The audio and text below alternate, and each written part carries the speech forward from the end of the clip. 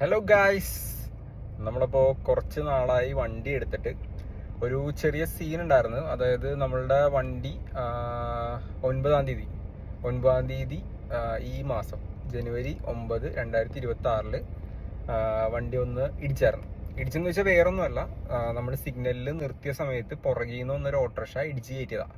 പുള്ളിക്കാരനെ പിടിച്ചിട്ട് കിട്ടാനായിട്ടാണോ അല്ലെങ്കിൽ ശ്രദ്ധിക്കാനാണോ എന്നറിയില്ല. എന്താന്ന് വെച്ച് കഴിഞ്ഞാൽ ബാക്കിലെ ഡിക്കി, ബമ്പർ എല്ലാം ഇടിച്ച് പപ്പടോക്കി. ഭാഗ്യത്തിന് ചില്ല് പൊട്ടിയില്ല, ബാക്കിലത്തെ റിയർ ഗ്ലാസ് പൊട്ടിയില്ല. കാര്യം എന്ന് വെച്ച് കഴിഞ്ഞാൽ പുള്ളിക്കാരനോട് ചോദിച്ചു കഴിഞ്ഞാൽ പുള്ളിക്കാരൻ ആദ്യം തെറ്റ് സംഭവിച്ചു, എൻ്റെ ഭാഗത്താണ് മിസ്റ്റേക്ക്, എൻ്റെ ഭാഗത്താണ് തെറ്റ് എന്നൊക്കെ പറഞ്ഞ് കളമശ്ശേരിയിൽ വെച്ചാണ് സീൻ ഉണ്ടായത്. കളമശ്ശേരി മെട്രോ സ്റ്റേഷനിലോട്ട് നമ്മളുടെ പാസഞ്ചർ ഉണ്ടായിരുന്നു വണ്ടിയിൽ. അപ്പൊ എന്തായാലും കൊടുത്തിട്ട് ഇപ്പൊ ശരിക്കും ഏകദേശം 7 ദിവസം കഴിഞ്ഞ വെള്ളിയാഴ്ച കയറ്റിയിട്ട് ഇന്നിപ്പോ വെള്ളിയാഴ്ചയാണ്. ഇതേവരെ വണ്ടി കിട്ടിയുള്ള സ്പെയർ നമുക്ക് ഡിലേ ഉണ്ടായിരുന്നു. അപ്പോൾ ഞാൻ ആദ്യം ചെയ്ത സംഭവം എന്ന് വെച്ചാൽ നേരെ പോയിട്ട് നമ്മുടെ പടമുകളിലുള്ള അക്ഷയയിൽ ചെന്നിട്ട് GD എൻട്രി ചെയ്ത് കഴിഞ്ഞിട്ട് നേരെ നമ്മൾ ഓൾറെഡി ഞാൻ വിളിച്ച് ചോദിച്ചിട്ടുണ്ടായിരുന്നു. കളമശ്ശേരി പോലീസ് സ്റ്റേഷനിൽ പോയതിനു ശേഷമാണ്, സൗത്ത് കളമശ്ശേരി പോലീസ് സ്റ്റേഷനിൽ പോയി റിപ്പോർട്ട് ചെയ്ത സംഭവം. അത് കഴിഞ്ഞിട്ട് സാറിനെ കണ്ടു കഴിഞ്ഞ്, അവിടുത്തെ പോലീസ് സാറിനെ കണ്ടു കഴിഞ്ഞ് ഒത്തുതീർപ്പ് എന്താന്ന് വെച്ച് കഴിഞ്ഞാൽ നിങ്ങൾ ബാക്കി എന്തെങ്കിലും വേണമെന്നുണ്ടെങ്കിൽ അവരുടെ ഭാഗത്ത് നിന്ന് സപ്പോർട്ട് തരാമെന്നുള്ള നല്ല രീതിയിൽ സംസാരിച്ച് വിട്ടു. അത് കഴിഞ്ഞിട്ട് അവിടെ കൊണ്ടുപോയി GD എൻട്രി ചെയ്തു. ഞാൻ നേരെ ഷോറൂമിൽ വിളിച്ച് പറഞ്ഞിട്ടുണ്ടായിരുന്നു ഈ കാര്യം. ഷോറൂമിൽ എൻ്റെ ഫ്രണ്ട് ഉണ്ട്. അപ്പോൾ അവിടെ നേരെ കാക്കനാടുള്ള വണ്ടി എടുത്ത ഷോറൂമിൽ തന്നെ അവിടെ കൊണ്ടുപോയി കൊടുത്തു ഞാൻ വണ്ടി. അത് കഴിഞ്ഞിട്ട് എന്താ പറയുക, നമ്മളെ ഡ്രൈവിംഗ് ലൈസൻസ് ഒറിജിനൽ എൻ്റെ അടുത്തുണ്ടായിരുന്നില്ല. അപ്പോൾ എക്സ്ട്രാക്ട് മതി എന്ന് പറഞ്ഞു. നേരെ അവിടെ നിന്ന് വീണ്ടും അക്ഷയയിലോട്ട് പോയി എക്സ്ട്രാക്റ്റിൻ്റെ കോപ്പി കൊടുത്തു, നമ്മുടെ വണ്ടിയുടെ പെർമിറ്റ് കൊടുത്തു, പിന്നെ അതുകൂടാണ്ട് നമ്മുടെ ഇൻഷുറൻസിൻ്റെ ഒരു കോപ്പി. ഇത്രയും സംഭവങ്ങൾ നമ്മളവിടെ സബ്മിറ്റ് ചെയ്തു. പിന്നെ RC ബുക്കിൻ്റെ ഒരു കോപ്പിയും കൂടി നമ്മൾ സബ്മിറ്റ് ചെയ്തു. ഇത്ര സംഭവം ചെയ്ത് കഴിഞ്ഞിട്ട് ഞാൻ ഇങ്ങോട്ട് പോകുന്നതാണ്. പിന്നെ അത് കഴിഞ്ഞിട്ട് നമുക്ക് ബമ്പർ ഡിലേ ഉണ്ടായിരുന്നു വരാനായിട്ട്. അപ്പോൾ ബമ്പർ കിട്ടിയിട്ടുണ്ടായിരുന്നില്ല. ബമ്പർ കിട്ടി, ഡിക്കിയും സെറ്റ് ചെയ്തെല്ലാം കഴിഞ്ഞപ്പോഴേക്കും ടെയിൽ ലൈറ്റ് അവിടെ ഇല്ലയെന്ന് പറഞ്ഞു. അപ്പോൾ ടെയിൽ ലൈറ്റും കൂടി വന്നിട്ട് വണ്ടി ഇറക്കാന്നുള്ള രീതിയിൽ, കാരണം ഓൾറെഡി അതിന് ക്രാക്ക് വീണിട്ടുണ്ട്. അപ്പോൾ ഇൻ കേസ് നമ്മളത് മാറ്റാണ്ട് ഇറക്കിയിട്ട് കാര്യമില്ലോ, ഓൾറെഡി ക്ലെയിമും പാസ്സായതാണത്. അപ്പോൾ അങ്ങനെ കുറച്ച് സീനുകൾ ഉണ്ടായിരുന്നുകൊണ്ടിട്ടാണ് കുറച്ച് നാളായിട്ട് വീഡിയോസും കാര്യങ്ങളൊന്നും ഇല്ല. വണ്ടി എടുത്തിട്ട് 4 മാസം ആയിട്ടുള്ളൂ. അപ്പോൾ ഓഗസ്റ്റ് 25 കഴിഞ്ഞ് സെപ്റ്റംബറിലെങ്ങാണ്ട് വണ്ടി കിട്ടിയത്. സെപ്റ്റംബർ, ഒക്ടോബർ, നവംബർ, ഡിസംബർ, ഇത് ജനുവരി. അപ്പോൾ ഏകദേശം 4.5 മാസം കൊണ്ടായിട്ടുള്ള വണ്ടി കിട്ടിയിട്ട്. അപ്പോൾ നമ്മളുടെ നോ ക്ലെയിം ബോണസ് ഏകദേശം 21,000 രൂപയാണ് നമ്മൾ ഫസ്റ്റ് ഇൻഷുറൻസിന് പേ ചെയ്യണത്, ഫസ്റ്റ് കൊടുക്കണത്. പിന്നെ എന്തായാലും നോ ക്ലെയിം ബോണസ് നമുക്ക് കുതാഹവ അതെന്തായാലും പോയി. അപ്പോൾ എന്തായാലും അടുത്ത ഈ വർഷം ഇനി ഇൻഷുറൻസ് അടക്കുമ്പോഴേക്കും നമ്മൾ അതിൻ്റെയും കൂടി പേയ്മെൻറ്റ് നമ്മൾ ചെയ്യേണ്ടി വരും. അല്ലെങ്കിൽ ഒരു 15-16 ഇൻഷുറൻസ് വരുള്ളായിരുന്നു. ഇപ്പം എന്തായാലും 18-19 എനിക്ക് തോന്നുന്നു ഇൻഷുറൻസ് വരും നമ്മൾ അടക്കുന്ന സമയത്ത്. പിന്നെ ഉള്ളൊരു പ്രശ്നം എന്ന് വെച്ചാൽ നമ്മൾ ഇപ്പോൾ സർവീസ് സെൻറ്ററിൽ ഇനിയിപ്പോൾ ക്ലെയിമിന് കൊടുത്തുള്ള സാധനങ്ങളുണ്ട്, സ്പെയർ കാര്യങ്ങളെല്ലാം. പക്ഷെ അതിൻ്റെ ബീഡിങ്ങോ, ബാക്കിലെ ഡിക്കിയുടെ ബീഡിങ്ങോ, എന്തെങ്കിലും ചെറിയ ചെറിയ സാധനങ്ങൾക്കൊക്കെ അതൊക്കെ നമ്മൾ മിക്കവാറും പേ ചെയ്യേണ്ടി വരും. 1000 രൂപ നമ്മൾ അതിലന്ന് പേ ചെയ്യേണ്ടി വരും. പുള്ളി എൻ്റെ അടുത്ത് പറഞ്ഞത്, ഞാൻ റെൻറ്റിന് കൊടുക്കുന്ന വണ്ടിയാണ്, റെൻറ്റ് തന്നേക്കുന്ന ഒരു ഡയാലിസിസ് പേഷ്യൻ്റാണ്, പുള്ളിക്കാരൻ്റെ റെൻറ്റ് കൊടുത്തിട്ടാണ് ഞാൻ ഇതേപോലെ ചെയ്യണമെന്നൊക്കെയാണ് പറഞ്ഞത്. ഇച്ച ദിവസം ഞാൻ വൈകുന്നേരം ഇപ്പോൾ RC ബുക്കും കാര്യങ്ങളൊക്കെ ചോദിച്ചിട്ടുണ്ടായിരുന്നു പുള്ളിയുടെ അടുത്ത്, മറ്റേ വണ്ടിയുടെ ഡീറ്റെയിൽസ് ചോദിച്ചിട്ടുണ്ടായിരുന്നു. പുള്ളി അതൊന്നും തന്നില്ല, നാളത്തേക്ക് വെയിറ്റ് ചെയ്യുമെന്ന് പറഞ്ഞു. അത് കഴിഞ്ഞിട്ട് ഞാൻ പറഞ്ഞു അങ്ങനെയാണെങ്കിൽ ഓണറിൻ്റെ നമ്പർ തരാൻ പറഞ്ഞപ്പോൾ ഓണർ പേഷ്യൻ്റാണെന്ന് പറഞ്ഞു. അപ്പോൾ പുള്ളിക്കാരൻ ആദ്യം എൻ്റെ അടുത്ത് പറഞ്ഞിട്ടുണ്ടായിരുന്നു നിങ്ങൾ ഓണറായിട്ട് സംസാരിക്കും എന്ന് പറഞ്ഞു, ഓണറിന് അനിയനായിട്ട് സംസാരിക്കാൻ പറഞ്ഞു. ഞാനപ്പോൾ അത് നിങ്ങളല്ലേ വണ്ടി ഇടിച്ചത്, അതുകൊണ്ടിട്ട് തന്നെ ഞാൻ നിങ്ങളുടെ സംസാരിച്ചപ്പോൾ ചോദിച്ചിട്ടുണ്ടായിരുന്നു. അത് കഴിഞ്ഞിട്ട് ഞാൻ അനിയൻ്റെ നമ്പർ ചോദിച്ചിട്ട് പുള്ളിക്കാരൻ അനിയൻ്റെ നമ്പറും തന്നില്ല. നാളത്തേക്ക് വെയിറ്റ് എന്ന് പറഞ്ഞിട്ട് ശനിയാഴ്ച ആയപ്പോൾ 10 മണിക്ക് വിളിക്കാൻ എൻ്റെ അടുത്ത് പറഞ്ഞു. 10 മണിയല്ല, ഞാൻ ഒരു 11 മണിയായി കഴിഞ്ഞപ്പോൾ വിളിച്ചു, പുള്ളി ഫോൺ എടുത്തില്ല. 2ാമത്തെ പ്രാവശ്യം വിളിച്ചു, ഫോൺ എടുത്തില്ല. 3ാമത്തെ പ്രാവശ്യം വിളിച്ചു, ഫോൺ എടുത്തില്ല. അത് കഴിഞ്ഞിട്ട് ഞാൻ നേരെ കളമശ്ശേരി പോലീസ് സ്റ്റേഷനിലോട്ട് ചെന്ന് കഴിഞ്ഞിട്ട് അവിടുത്തെ മാഡത്തിനെ കണ്ട, ഒരു PRO മാഡം ഇരിപ്പുണ്ടായിരുന്നു. മാഡത്തിനെ കണ്ട് സംസാരിച്ച് കാര്യങ്ങളെല്ലാം പറഞ്ഞു കഴിഞ്ഞപ്പോഴേക്കും പുള്ളിക്കാരുടെ ഫോണിൽ നിന്ന് വിളിച്ചു, 2 പ്രാവശ്യം വിളിച്ചിട്ട് ഫോൺ എടുത്തില്ല. ഏറ്റവും അവസാനം പോലീസ് സ്റ്റേഷനിൽ നിന്ന് പുള്ളിക്കാരൻ എന്തായാലും വിളിക്കും എന്നുള്ള ഇതിൽ ഞാൻ അവിടെ തന്നെ കുറേ നേരം വെയിറ്റ് ചെയ്ത് കഴിഞ്ഞിട്ട് കുറച്ച് നേരം കഴിഞ്ഞപ്പോഴേക്കും വിളിച്ചു കഴിഞ്ഞപ്പോഴേക്കും ഞാൻ പറഞ്ഞതെന്ന് പറഞ്ഞു കഴിഞ്ഞാൽ 10 രൂപ എനിക്ക് ശരിക്കും പറഞ്ഞു കഴിഞ്ഞാൽ നമ്മളുടെ 7 ദിവസത്തെ പണി പോകുന്നുണ്ട്. അതാണ് മെയിനായിട്ടുള്ള പ്രശ്നം. മിനിമം ഒരു ദിവസം 1000 രൂപ വെച്ച് കൂട്ടിയിട്ടുണ്ടെങ്കിലും, നമ്മളുടെ കാൽക്കുലേഷൻ്റെ പകുതിയാണ്, എന്നാലും 1000 രൂപ വെച്ച് കൂട്ടിയിട്ടുണ്ടെങ്കിലും 7000 രൂപ നമുക്ക് ഒരാഴ്ചത്തേക്കുള്ള നഷ്ടം വരുന്നുണ്ട് വണ്ടി ഓടാൻ പറ്റാനായിട്ട്. അപ്പോൾ അതും പിന്നെ ഒരു 6000 രൂപ നമ്മൾ നേരത്തെ കാൽക്കുലേറ്റ് ചെയ്ത സംഭവം കൂടി കൂട്ടിയിട്ട് ഏകദേശം ഒരു 13 രൂപ പോട്ടെ 10 രൂപയുടെ ഒരു ഇത് വരുന്നുണ്ട്. ഞാനപ്പോൾ 10 രൂപ ന്യായമായിട്ടുള്ളൊരു കാര്യമാണ് ചോദിച്ചത്. 10 രൂപ എനിക്ക് തരണം എന്നുള്ളത് ഞാൻ പുള്ളിയുടെ അടുത്ത് പറഞ്ഞു. പുള്ളി സ്പോട്ടിൽ തന്നെ പറഞ്ഞു അതിനുള്ള ആവത് എനിക്കില്ല, എനിക്ക് ചെയ്യാനായിട്ട് പറ്റില്ല എന്ന് പറഞ്ഞു. ഓക്കെ ശരി, വാടകയ്ക്ക് ഓടുന്നതല്ലേ, അല്ലെങ്കിൽ ഇതുപോലത്തെ കുറച്ച് കഷ്ടപ്പാടുകളും കാര്യങ്ങളൊക്കെ ഉള്ളതല്ലേ, അതുകൊണ്ടിട്ട് അങ്ങനെയാണെന്നുണ്ടെങ്കിൽ കുഴപ്പമില്ല എന്നുള്ള രീതിയിൽ ഏറ്റവും അവസാനം പുള്ളി പറഞ്ഞൊരു ഫിഗറാണ് 2000 രൂപ. 2000 രൂപ തരാമെന്ന് എൻ്റെ അടുത്ത് പറഞ്ഞു. ഞാൻ പറഞ്ഞു ചേട്ടാ 2000 രൂപയിൽ നടപടി ആവില്ല. ഏറ്റവും അവസാനം പറഞ്ഞ് ഏറ്റവും അവസാനം 3000 രൂപയിലാക്കി. അപ്പോൾ വേറൊരു ട്വിസ്റ്റ് എന്താണെന്ന് വെച്ച് കഴിഞ്ഞാൽ, ഞാനപ്പോൾ ഇവിടെ പുള്ളിക്കാരൻ വിളിച്ചിട്ട് ഫോൺ എടുക്കാതെ ആയി കഴിഞ്ഞപ്പോൾ ഞാൻ വണ്ടി നമ്പർ എനിക്കറിയാമായിരുന്നു, വണ്ടി നമ്പറിൻ്റെ വീഡിയോ ഒക്കെ ഞാൻ എടുത്തിട്ടുണ്ടായിരുന്നു.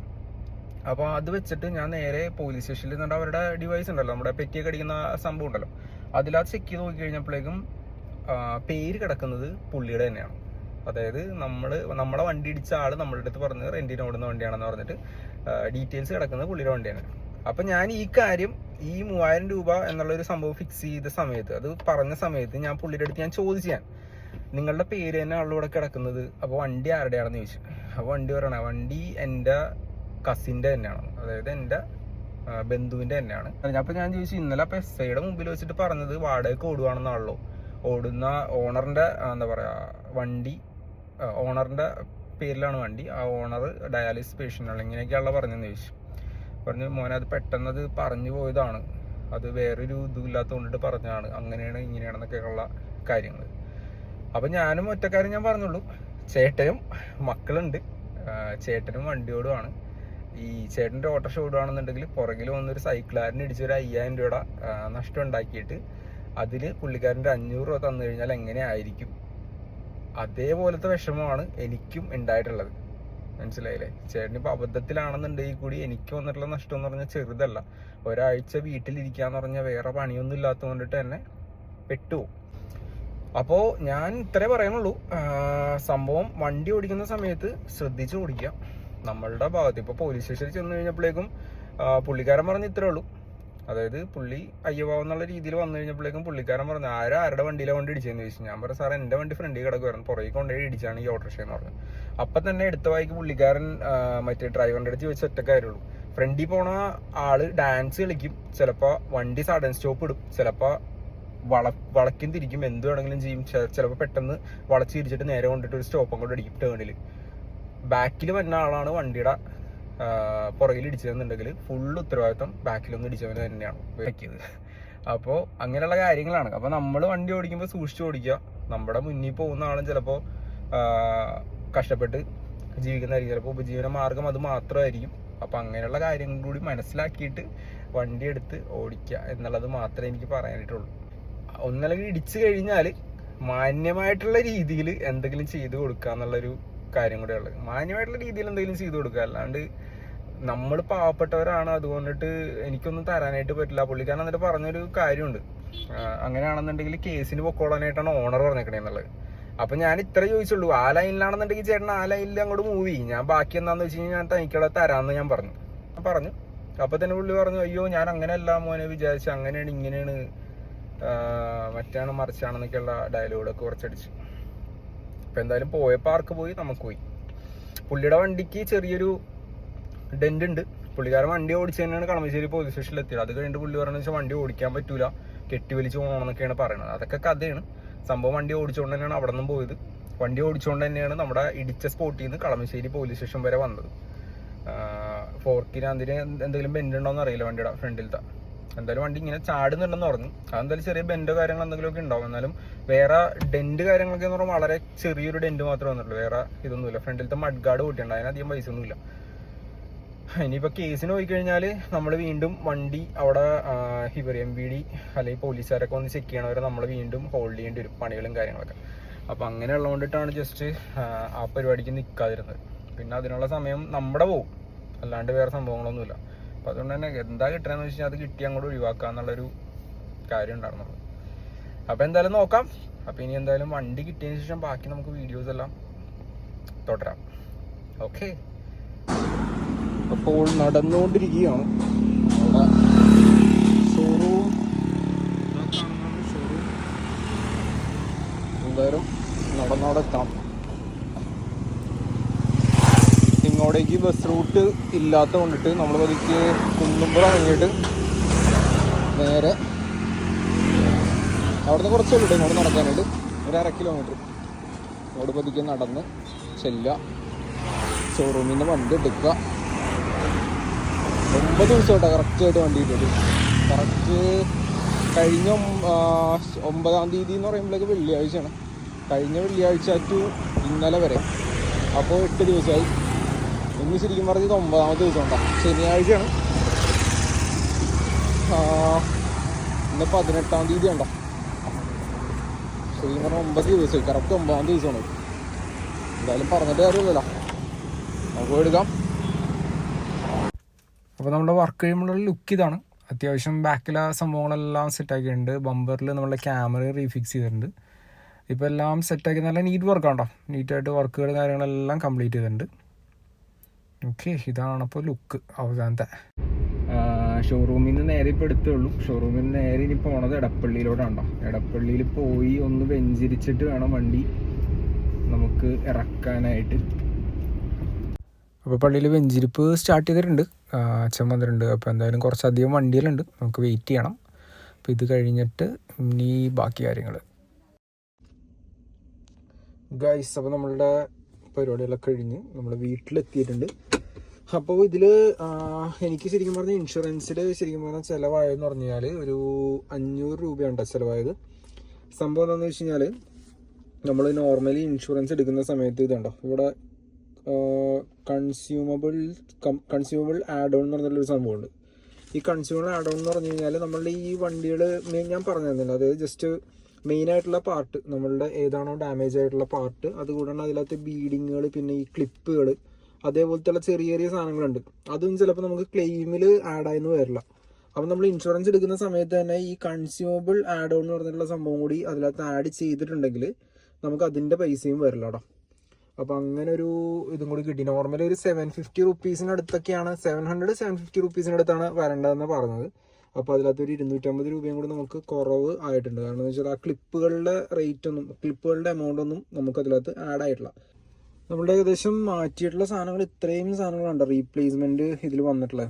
അപ്പോൾ അതിൽ എന്ന് പറഞ്ഞു കഴിഞ്ഞാൽ ഒരു ടോട്ടൽ ഒരു 30,000 രൂപയുടെ ഐറ്റംസ് നമ്മൾ ചേഞ്ച് ചെയ്തിട്ടുണ്ട്. കേൾക്കുന്നത് ഇതാണോ, 500 റുപ്പീസാണ് നമുക്ക് ടോട്ടൽ എമൗണ്ട് ആയിട്ട് വന്നിട്ടുള്ളത്. അതായത് ടോട്ടൽ നമുക്ക് കൊടുക്കേണ്ടി വന്നിട്ടുള്ള എമൗണ്ട് എന്ന് പറഞ്ഞാൽ 500 റുപ്പീസേ ഉള്ളൂ. ബാക്കി ഒരു ഏകദേശം ഒരു 30,000 സാധനങ്ങൾ നമുക്ക് ഇതിനകത്തുണ്ട്, ഈ റീപ്ലേസ് ചെയ്തിട്ടുള്ള ഇതിലുണ്ട്. യെസ്, അപ്പോൾ നമ്മളുടെ ഓട്ടങ്ങൾ അപ്പോൾ ഇനി നാളെ മുതൽ വീണ്ടും റീസ്റ്റാർട്ട് ചെയ്യണം. അപ്പോൾ കുറച്ച് ദിവസം എന്ന് വെച്ച് കഴിഞ്ഞാൽ ഏകദേശം ഒരു 9 ദിവസം നമ്മൾ വണ്ടി കാര്യങ്ങളൊന്നും എടുത്തിട്ടില്ല. ഇപ്പോൾ എന്തായാലും ഇനി നാളെ മുതൽ യൂബറിൻ്റെ അവസ്ഥ എങ്ങനെയാണ് എന്താണെന്നൊന്നും ഒരു പിടിയില്ല. അപ്പോൾ എന്തായാലും നാളെ മുതൽ സ്റ്റാർട്ട് ചെയ്യണം പരിപാടികൾ. അപ്പോൾ ഇതേപോലെയൊക്കെയാണ് നമ്മൾ നോർമലി വണ്ടി ഓടിക്കുന്ന സമയങ്ങളിൽ കിട്ടുന്ന ചട്ടികളാണ് ഇത്. നമ്മൾ പ്രതീക്ഷിക്കണം. ഇതെനിക്ക് ഫസ്റ്റ് ടൈമായിട്ടുള്ളൊരു എക്സ്പീരിയൻസ് ആയിരുന്നു. അതുകൊണ്ട് തന്നെ ഞാൻ ഇത്രയും കുറച്ച് ഇതായിപ്പോയി, എന്താ പറയുക, നമ്മൾ പ്രതീക്ഷിക്കാത്തൊരു സംഭവം ആയതുകൊണ്ട് തന്നെ നമ്മൾ കുറച്ചൊന്ന് പതറിപ്പോയി, നല്ല രീതിയിൽ പതറിപ്പോയി സംഭവം. അപ്പോൾ എന്തായാലും നമ്മൾ ഇപ്പോൾ തിരിച്ചിപ്പോൾ എത്തിയിട്ടുണ്ട്, വീടിൻ്റെ അവിടെ എത്തിയിട്ടുണ്ട്. ഇനിയിപ്പോൾ വേറെ പരിപാടിയൊന്നും പോകുന്നില്ല. നാളെ ഇനി ഫ്രഷ് ആയിട്ട് സ്റ്റാർട്ട് ചെയ്യാമെന്ന് വിചാരിച്ചേക്കണം.